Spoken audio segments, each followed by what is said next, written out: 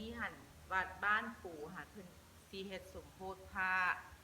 ปู่ก็เลยซื้อเครื่องมาเสียบเฮ็ดน้ำจะไปใหญ่แรงเดี๋ยวมาเบิ่งอุปกรณ์ที่ปู่ไปซื้อมาเด้อว่าสิมีอย่างแดแล้วก็สิเฮ็ดน้ำอย่างแดไปใหญ่แรง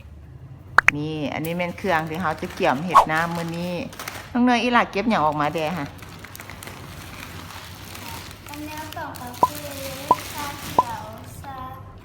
ชาเหลือง ซาเหลืองมันอย่างซากามาหันวะแล้วน้ำอย่างสีฟ้าหันคอฟฟี่เมดเอามาใส่อันซากับกาแฟเนาะมีอย่างใดเขาซื้อมาอยู่ในเป่าค่ะอ๋อน้ำตาลจากถงน้ำตาล6 ถุงแล้วก็อย่างแดงหันนมทีพอตป่ะ9 กล่องแล้วก็จอกว่ะแล้วนั่นแมนพอดูดเบิร์ดมันบอกโดยเครื่องเขาไปซื้อเมื่อวานนี้ซื้อใส่ตลาดสีไข่นี่อันนี้เป็นอุปกรณ์ที่ซื้อมาเนาะจะมีแนวต่อจะมีตาแล้วก็จะมีสะเขียวกาแฟน้ำตาลนี่ไปบัดนี้เขาไปเริ่มเกี่ยมอุปกรณ์กันเลยว่าอุปกรณ์การใส่น้ำเขานี่สิมีอย่างแน่เมื่อวานนี้หันไปเอาอยู่บ้านน้าสาวมาน้าสาวเกี่ยมถังน้ำก้นแล้วก็กล้องเงินอย่างกล้องยางที่จะใส่ให้เดี๋ยวปูท่าให้เบิ้งว่ามีอย่างไรมาแล้วก็จะเห็นอุปกรณ์เขาอันนี้เป็นถังน้ำก้อนเขาสไปแมลงมีถังน้ำก้อนนี่ถังน้ำก้อนกับอย่างอันนี้เป็นเครื่องอุปกรณ์ที่เด็กยืมมา ยืมนักสาวตุนมาแล้วก็จะมีถังที่เขาใส่น้ำมาเลย3 ถังแล้วก็มีกาแฟถังน้ำก้อนใหญ่เป็นใส่น้ำก้อนแมลงเดี๋ยวมาเบิ่งอุปกรณ์มาอย่างแน่ที่เขาสิเฮ็ดต่อไปนี่ผู้สิเฮ็ดน้ำเนาะขอเบิ่งหน้าดิดูผู้สิเฮ็ดน้ำใหญ่วัดแมลงนี่นะนี่อย่างหันจำยังอะเนี้ยไข่ปองนมแต่เบิ่งดูโอ้พอเกี่ยมมาเรียบร้อยก่อนหากินแล้วมาเกี่ยมเฮ็ดน้ำให้หลานไปใหญ่มื้อแรงมาเด้อมาซิมน้ำแซ่บมื้อแรง แน่แม่ข้าวปากหวานใครไม่ได้กินเสียใจเลยอันนี้เป็นผู้ช่วยเขากับเฮ็ดเวียกนักแต่เช้าแล้วอีกหนึ่งผู้ช่วยหามเต่ามาไม่สร้างดังไปหม้อใหญ่เลยหม้อต้มน้ำน่ะสิลูกบอกมานี่ดิบลูกแล้วในที่สุดเกิดลูกแล้ววันหันอยู่หน้าบ้านปู่เลยเพิ่นกำลังเกี่ยมเครื่องที่จะขายแมลงขายเครื่องสมโพธิผักเขาก็เริ่มลงมือแล้วเนาะเกี่ยมเสร็จแล้วไข่นมไข่คอฟฟี่เมดไว้แล้ว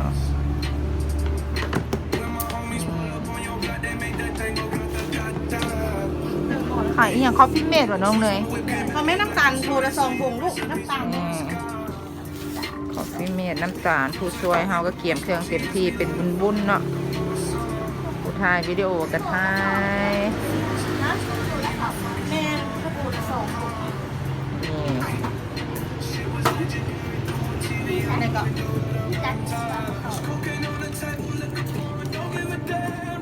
เบิ่งออกเลยว่ามืออาชีพเนาะ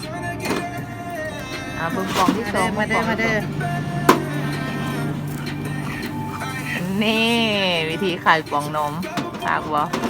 นี่เพิ่นเป็นผู้ช่วยทอกน้ำตาลใส่ถังเรียบร้อย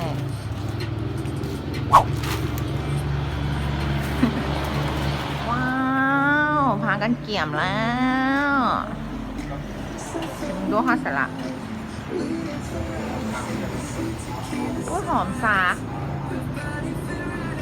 รวมตัวนี้เนาะนี่เขาต้มซาแดงนะเนี่ยนี่เขาถอกซาแดงปล่อยมันไว้ปล่อยต้นไฟก่อนนะ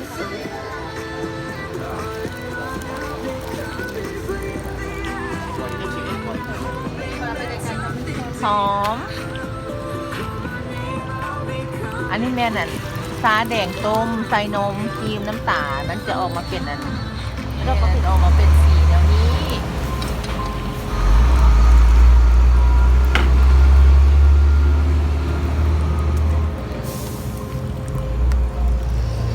หน้าตาซานมก็จะเป็นแบบนี้ มันจะท่าขยมภาษา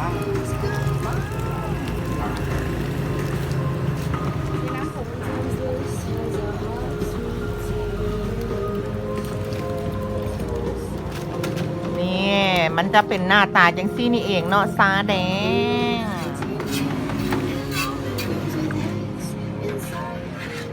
เอามันหม้อน้อยไม่ได้หม้อน้อยไ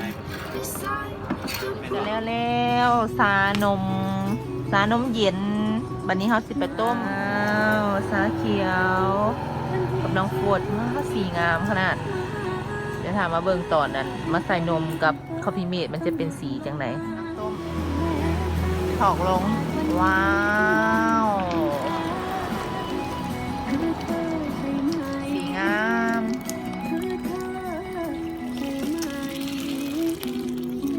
ต้มได้หลาย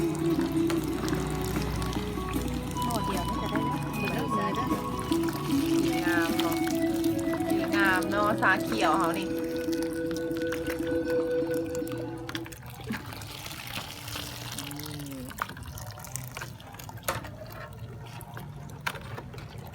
ค่อยนึกว่าจะเอาเป็นผงเลย เป็นผงนี้เป็นขี้คุณนอน ชุดพีเฮ็ดซาเขียวนะครับต้องเอาเป็นผงก็ต้องเอาเป็นผงเอาเป็นผงมันจะมีขี้เวลาเฮาคนใส่แต่ว่าตัวนี้เขาตองเรียบร้อยแล้วมันจะบ่มีว้าสีมันจะแซ่บบ่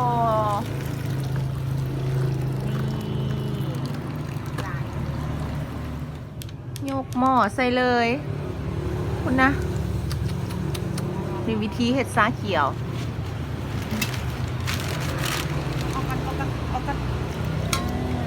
คนแบบนี้นะจริงๆเขาคนครีมกับคอฟฟี่เมดแตกแล้วมันจะเป็นสีงามกว่านี้เลยอันนี้มันยังบ่แตกค่ะเบิ่งตอนสีมันแตกเนาะคนออกมาแล้วมันจะเป็นจังไดอันนี้แมนซาเขียวแล้วไปแล้วซานมยังซาเขียวกำลังคนเลยตูดกล้องมาเบิ่งซาเขียวใกล้ๆไหมคอยตูดมาระวังลงจะแซ่บบ่แต่ว่าครีมกับน้ำตาลยังบ่แตกคักเลยครีมกับน้ำตาลยังบ่แตกคักเดี๋ยวว่าจักหน่อยค่ะมันแตกคักๆแล้วปูดสิท้ายให้เบิ่งใหม่เด้อค่ะเบิ่งมันแตกคักๆก่อนสีมันจะงามกว่านี้หลายได้อันนี้ก็ปูดสวยคนใหม่หาก็ม้าอันนี้น่ะแต่ว่าหักคนคืออันนี้เป็นหม้อที่3เป็นน้ำกาแฟต้มกาแฟแล้วนี่นะหอมกาแฟขนาดไม่แต่ถ้าเบิ่งเนาะว่าเวลาเอาใส่นมกับคอฟฟี่เมดมันจะออกมาเป็นแบบไหนหม้อนี้ต้องเป็นไฮพูนิตี้เฮ็ดในกาแฟนี่แน่ขึ้นแน่ลูกสาวเลยค่ะกล้องอันนี้ข้าวหอมนะนี่บ๊ายบายเนี่ยข้าวหอมสวัสดีเด้อเดยตับกาแฟน้ำที่3ของเขาแล้วเนี่ยกำลังเห็นนี่ถอกแล้วทางก้นนี่แม่น่ะน้ำตาลครีมคอฟฟี่เมดแล้วก็นมที่เขาเอาใส่เมื่อเช้านี้น้องเนยเอาใส่ เฟสามซ้ำ นี่กำลังพอกาแฟถ้าเบิ่งว่าตอนต่อไปกาแฟมันเป็นยังไงแต่ว่าสีมันเป็นจะแซ่บเนาะเมื่อแรงนี่ผู้ใดได้กินนี่สมโพธาได้โซดแจ้งคนแล้วเลยพอมานอนบ่หลับเนาะ ขึ้นฮอดกาแฟ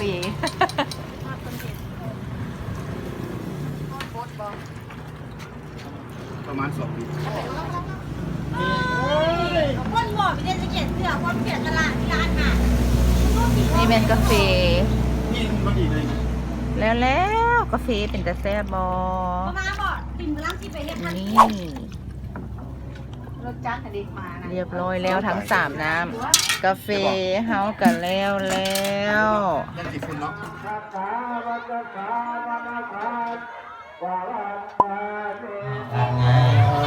ขอออกพนมสอนสุวรรณเมธีจากบ้านนุ่นแก้ว เมืองศรีโคตรตะบองนครหลวงจากไป ได้ร่วมโมทนาบูชาปอนมีพระนำกรรมการเป็นปัจจัยจำนวน130,000 กีบ130,000 กีบทางคณะกรรมการได้ทำเป็นทีพอแล้วเด้อขอโปรโมทนาจะเป็นทางเดียวทางทีมเด้อพอเด้อแล้วสำหรับพ่อข่าวไม่ข่าวท่านใดมาฮอดจนถึงไม่ก็ได้ลงทะเบียนหรือว่ามาฮอดตนแล้วโมโหมาลงทะเบียนลงซื้อเนาะกับซื้อไปทางด้านศาลาเด้อด้านหน้าศาลามีกรรมการเราเป็นจดซื้อไว้ด้านนั้นเนาะ